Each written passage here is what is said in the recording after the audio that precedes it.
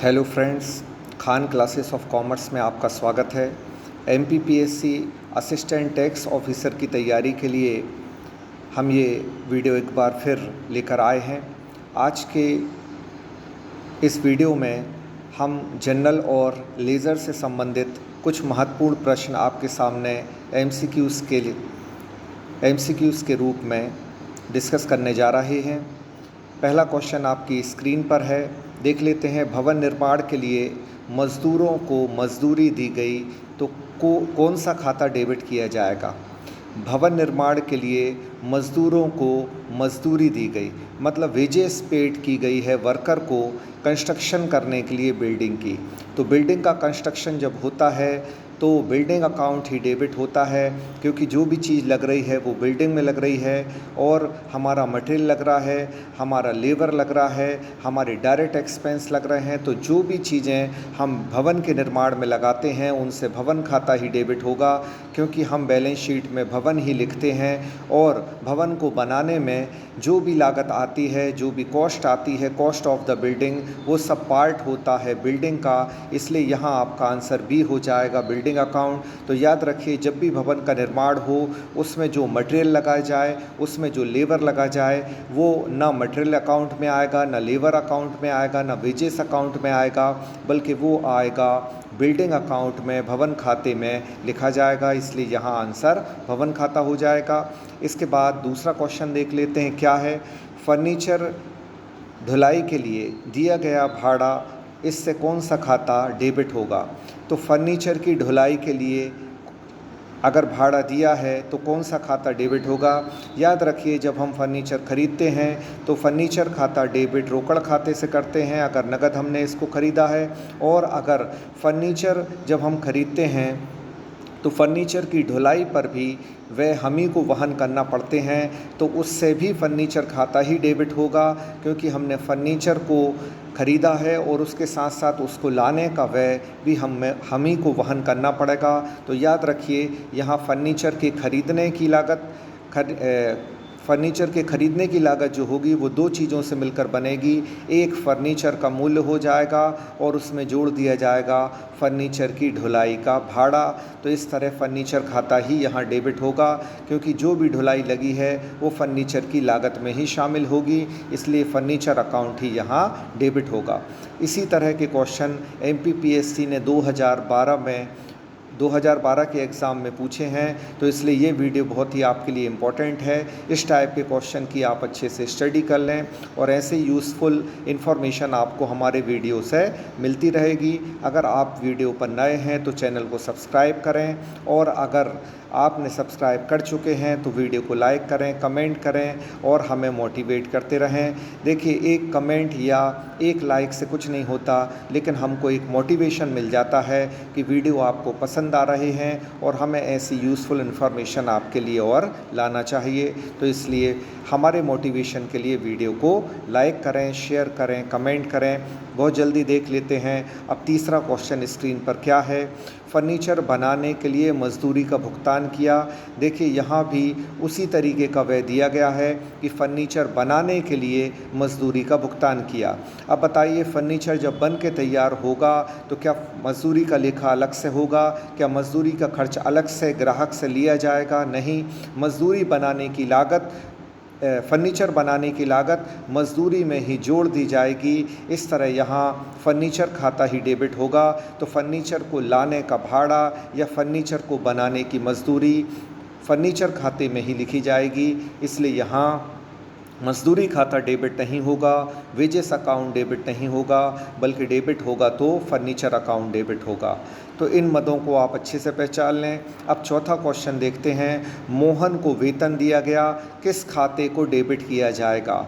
ये भी एक क्वेश्चन है जिस क्वेश्चन में आपको डाउट हो जाएगा और बहुत सारे स्टूडेंट एक छोटी सी लापरवाही में एक गलती कर देंगे। वो गलती ये कि मोहन का खाता यहाँ डेबिट नहीं होगा। जब मोहन को वेतन दिया गया है तो यहाँ एंट्री होगी वेतन खाता डेबिट रोकड़ खाते से, यानी कि salary account debit to cash account. Question में पूछा गया है कौन सा खाता डेबिट होगा, तो आगे ऑप्शन में देख लेते हैं। बी ऑप्शन आपको वेतन दिया है, इसका मतलब सैलरी अकाउंट खाता, सैलरी अकाउंट आपका डेबिट होगा, एंट्री हो जाएगी salary account debit to cash account, वेतन खाता डेबिट रोकड़ खाते से, यहाँ ये नगद लेन देन है। और नॉमिनल अकाउंट में अगर कोई नगद लेन देन होता है तो उसमें नाम कभी भी नहीं लिखा जाता। इस बात को आप याद रखिएगा, क्योंकि ये नॉमिनल अकाउंट है और नॉमिनल अकाउंट में नगद लेन देन होने पर नाम नहीं आता है। पांचवा क्वेश्चन देख लेते हैं। टोना से नगद माल खरीदा, इसके लिए क्रेडिट होगा। अब देखिए, टोना से खरीदा है लेकिन नगद खरीदा है, कैश वर्ड को आप ध्यान रखें। टोना से गुड्स परचेस्ड किया है। अब आपको पता है जब गुड्स खरीदते हैं तो गुड्स अकाउंट डेबिट नहीं होता बल्कि परचेस अकाउंट डेबिट होता है। तो purchase account debit to cash account, तो यहाँ परचेस अकाउंट डेबिट हुआ लेकिन कैश अकाउंट क्रेडिट होगा। क्वेश्चन में पूछा गया है कौन सा खाता क्रेडिट होगा, तो ऑप्शन सी यहाँ पांचवें क्वेश्चन का राइट आंसर हो जाएगा, कैश अकाउंट, क्योंकि कैश अकाउंट यहाँ क्रेडिट किया जाएगा। छठवां क्वेश्चन स्क्रीन पर देख लेते हैं। 20% व्यापारिक बट्टा यानी कि 20% ट्रेड डिस्काउंट और 5% कैश डिस्काउंट, 20% व्यापारिक बट्टा और 5% नगद बट्टे के साथ 10,000 रुपये नगद भुगतान देकर माल क्रय किया गया। तो अब ये पूछा गया है बट्टा खाता में कितने रुपए क्रेडिट किए जाएंगे। तो आप इस क्वेश्चन को अच्छे समझ लें। 10,000 रुपये का भुगतान किया गया और 20% व्यापारिक बट्टा मिल रहा है और 5% नगद बट्टा मिल रहा है। तो बट्टा खाते में कितने रुपए क्रेडिट होंगे। जब भी हम कोई माल खरीदते हैं, वस्तु खरीदते हैं, तो बट्टा हमको मिलता है, इसलिए बट्टा खाता डिस्काउंट हमारे लिए इनकम है, इसलिए यहाँ क्रेडिट हो रहा है। अब ये पूछा गया है कितने रकम से ये क्रेडिट होगा, इंग्लिश में भी देख लीजिए तो अच्छे से आप इसको समझ लें। ये क्वेश्चन में व्यापारिक बट्टे को ध्यान रखें कि trade discount will not be recorded in the books. व्यापारिक बट्टा पुस्तकों में नहीं लिखा जाता, लेकिन व्यापारिक बट्टा पहले कैलकुलेट किया जाता है, अंकित मूल्य में से घटाया जाता है, फिर घटे हुए मूल्य पर नगद बट्टा दिया जाता है। तो हम मौखिक कैलकुलेशन से आपको इसका आंसर निकाल कर बताएंगे। फ़िलहाल इसका आंसर ए है, लेकिन वो 400 रुपये किस तरह आ रहे हैं देख लेते हैं। 10,000 का 20% ट्रेड डिस्काउंट होगा 2,000 रुपये। 10,000 में से 2,000 घटाएंगे तो बचेगा कितना, 8,000 रुपये।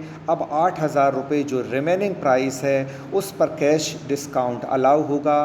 तो याद रखिए नगद बट्टा हमेशा घटे हुए मूल्य पर दिया जाता है, जबकि व्यापारिक बट्टा अंकित मूल्य पर देते हैं। तो 10,000 में से 2,000 आपने व्यापारिक बट्टा घटाया तो बचा 8,000 रुपये। 8,000 रुपये का 5% कितना आएगा, 400 रुपये। तो इस तरह आपका आंसर ए हो जाएगा, क्योंकि 400 रुपये से डिस्काउंट अकाउंट क्रेडिट होगा। और डिस्काउंट क्रेडिट क्यों होगा, क्योंकि बट्टा यहाँ प्राप्त हो रहा है, इनकम है, और इनकम को हम क्रेडिट करते हैं। तो आई होप ये क्वेश्चन आपको अच्छे से समझ में आ गया है। इस सीरीज़ का आगे क्वेश्चन देख लेते हैं। स्वामी द्वारा माल लेने पर किस खाते को क्रेडिट किए जाएगा। व्यापार का स्वामी यानी कि प्रोप्राइटर अगर पर्सनल यूज़ के लिए कोई माल निकालता है, अपने घर के लिए माल निकालता है, तो आप जानते हैं कि खाता डेबिट कौन सा होता है। आहरण खाता डेबिट होता है, ड्राइंग्स, लेकिन यहाँ डेबिट नहीं पूछा है बल्कि क्रेडिट, कि क्रेडिट कौन सा खाता होगा। तो याद रखिए ये माल संबंधी मद है, और माल जब घर के लिए निकाल लिया जाता है तो परचेस अकाउंट क्रेडिट होता है, क्योंकि जब हम माल खरीदते हैं तो परचेस अकाउंट डेबिट करते हैं, और माल जब निजी प्रयोग के लिए निकाला जाता है तो परचेस अकाउंट क्रेडिट होता है। कंप्लीटली इसकी एंट्री ये होगी, drawings account debit to purchase account, आहरण खाता डेबिट क्रय खाते से। तो यहाँ आपका आंसर बी हो जाएगा, क्योंकि यहाँ क्रय खाता बी ऑप्शन में दिया है। तो आई होप ये क्वेश्चन आपको समझ में आए होंगे। अब आगे देखते हैं। जनरल एंट्रीज के क्वेश्चन कंप्लीट हुए।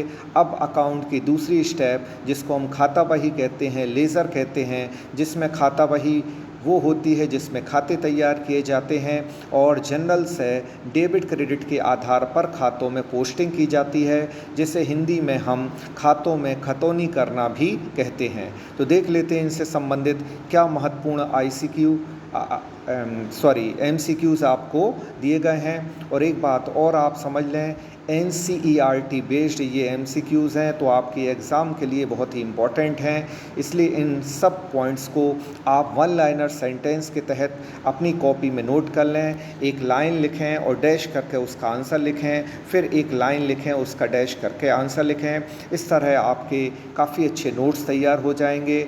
जैसा कि हम पहले के लेक्चर में बताते आ रहे हैं कि आप नोट्स बनाकर पढ़ने की आदत बनाएं, जिसमें जो आपने पढ़ा है वो आपके पास सेव रहे और एग्ज़ाम के पहले आप उसको आसानी से रिवाइज़ कर सकें। क्वेश्चन नंबर 5वां जो कि स्क्रीन पर आप देख रहे हैं, खाता बही क्या है, लेज़र क्या है। तो लेज़र में यहाँ 4 ऑप्शन दिए गए हैं। इसका आंसर आपका सी हो जाएगा कि लेज़र जो है वो एक प्रिंसिपल बुक है, एक मुख्य पुस्तक है, प्रधान बही है। तो याद रखिएगा, खाता बही जो है वो सब्सिडरी बुक्स नहीं है, सेकेंडरी बुक्स नहीं है, बल्कि प्रिंसिपल बुक्स है, मुख्य बही है, प्रधान बही है। तो खाता बही का आंसर हो जाएगा 5वें क्वेश्चन का सी, प्रिंसिपल बुक। इसके बाद 6वां क्वेश्चन, अवास्तविक खाता यानी कि नॉमिनल अकाउंट, नाम मात्र के खाते में डेबिट शेष क्या होता है। तो जैसा आपको हमने प्रीवियस लेक्चर्स में बताया है कि समस्त व्यय हानि खर्चों को हम डेबिट करते हैं। नाम मात्र के खाते का रूल क्या है, all expenses and losses are debited. समस्त व्ययों को, समस्त हानियों को, खर्चों को हम डेबिट करते हैं। तो यहाँ पूछा गया है अवास्तविक खाते में डेबिट शेष क्या प्रदर्शित करता है।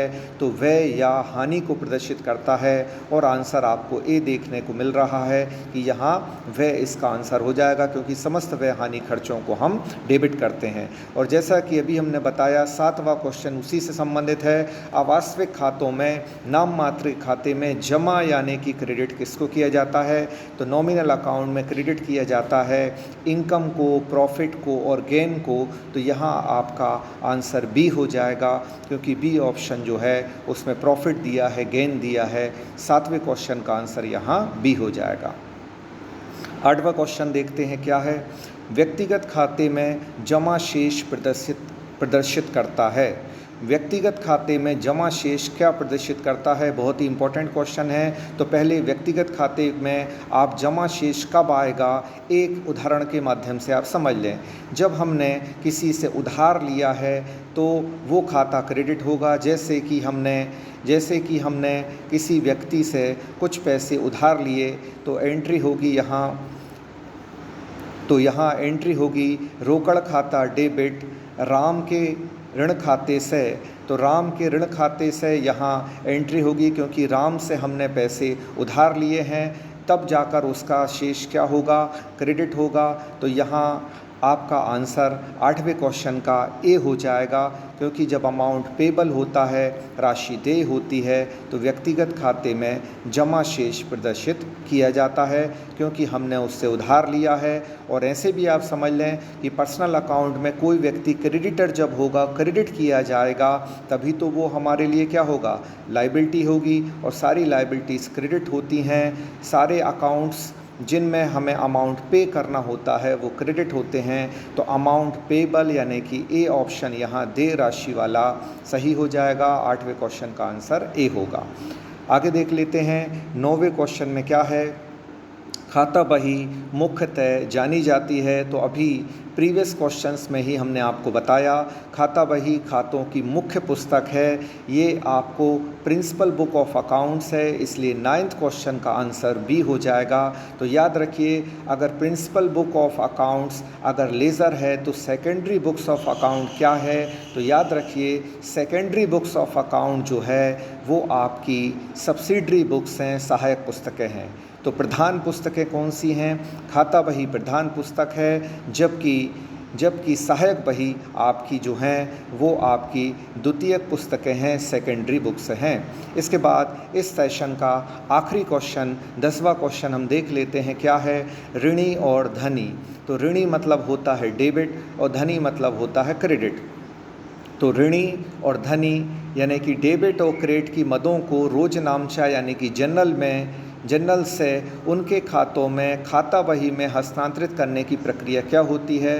तो आपको पता है कि जनरल से जब हम लेज़र में ट्रांसफ़र करते हैं रोजनामचा से खाता बही में जब खतौनी हम करते हैं तो उसको पोस्टिंग करना कहते हैं या खतौनी करना कहते हैं। तो आपका आंसर यहाँ ए हो जाएगा, क्योंकि जब हम अकाउंट की पहली स्टेप जनरल है, अकाउंट की दूसरी स्टेप खाता बही है, और खाता बही किस पर निर्भर होती है, जनरल पर निर्भर होती है।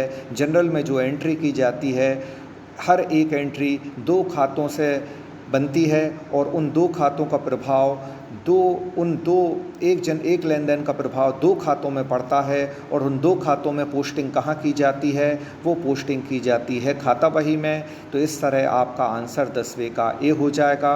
आई होप ये इम्पोर्टेंट MCQs आपको बहुत अच्छे से समझ में आए होंगे। आप इसी तरह हमारे चैनल पर बने रहें, वीडियो को लाइक करें, शेयर करें, और वीडियो को लाइक करने में कंजूसी ना करें, कमेंट करें, ये हमारा मोटिवेशन होता है। इस मोटिवेशन को हमें प्रोवाइड करें। इसी तरह हम आपके लिए यूज़फुल वीडियो लेकर आते रहेंगे, और बहुत जल्दी हमारे पेड कोर्स के बारे में आप सोचें, क्योंकि बहुत ही इम्पोर्टेंट फैक्ट, और हम इसके साथ साथ एक अच्छा स्टडी मटेरियल जो कि NCERT बेस्ड है वो आपके लिए लेकर आ रहे हैं, जिससे आपके एग्ज़ाम में आपको भरपूर सहायता मिल सके। इसलिए आप उस पेड कोर्स के बारे में विचार करें। तब तक के लिए जय हिंद दोस्तों।